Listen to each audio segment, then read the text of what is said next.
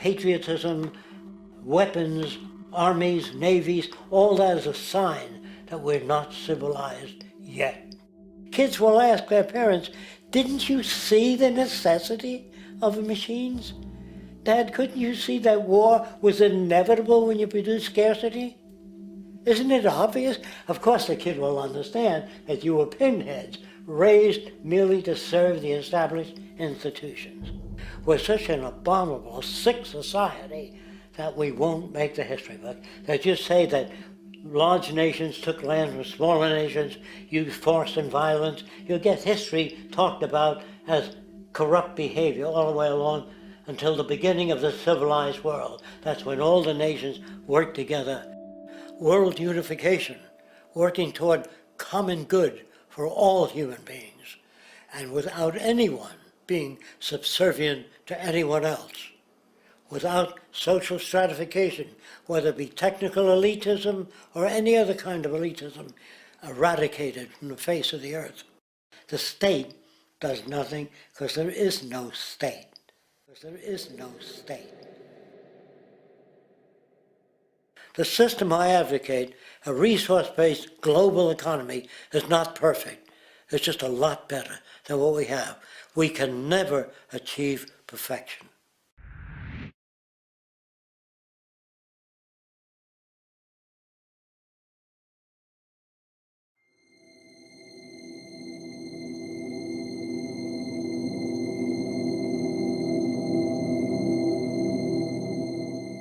The social values of our society, which has manifested in perpetual warfare, corruption, oppressive laws, social stratification, irrelevant superstitions, environmental destruction, and a despotic, socially indifferent, profit-oriented ruling class, is fundamentally the result of a collective ignorance of two of the most basic insights humans can have about reality: the emergent and symbiotic aspects of natural law. The emergent nature of reality is that all systems, whether it is knowledge, society, technology, philosophy, or any other creation, will, when uninhibited, undergo fluid, perpetual change.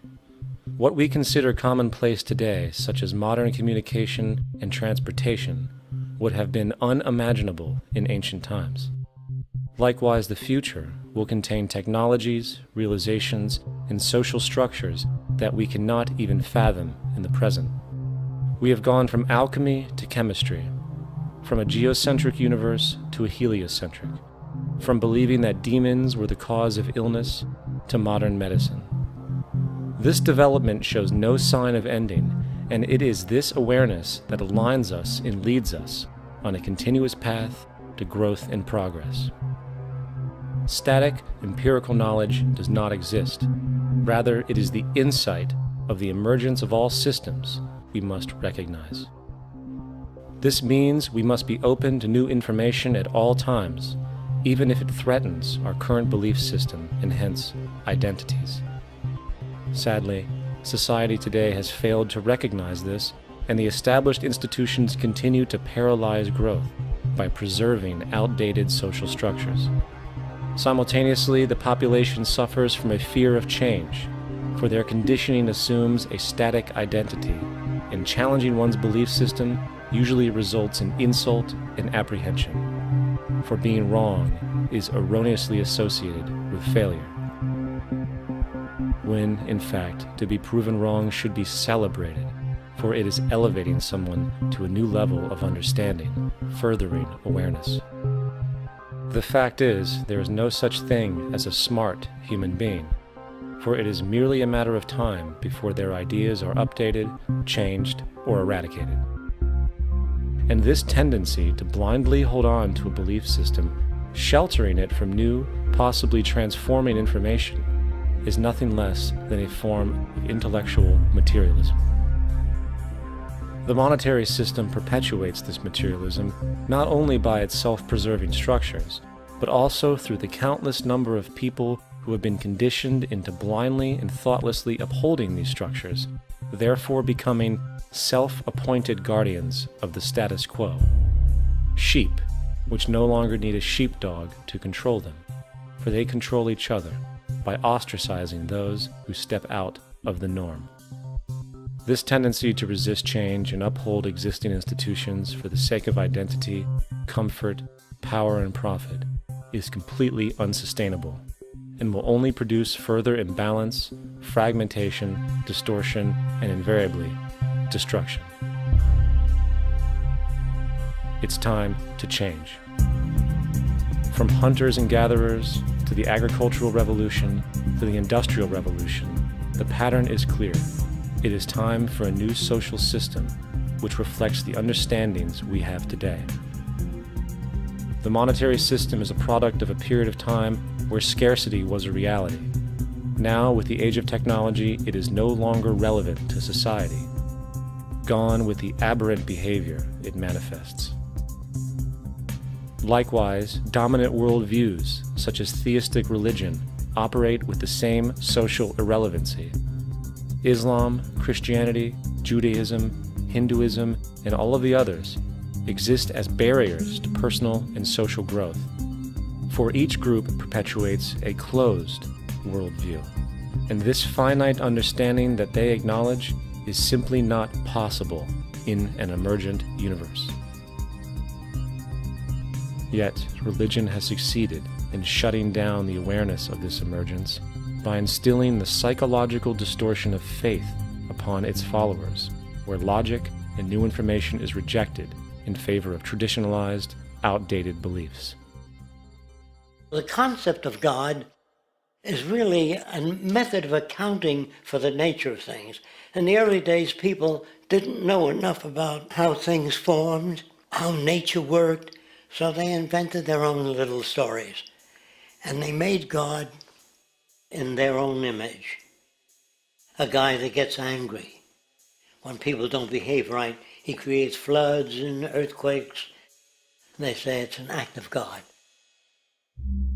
A cursory glance at the suppressed history of religion reveals that even the foundational myths themselves are emergent culminations, developed through influence over time.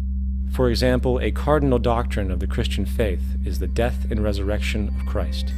This notion is so important that the Bible itself states, "And if Christ be not risen, then is our preaching vain, and your faith is also vain."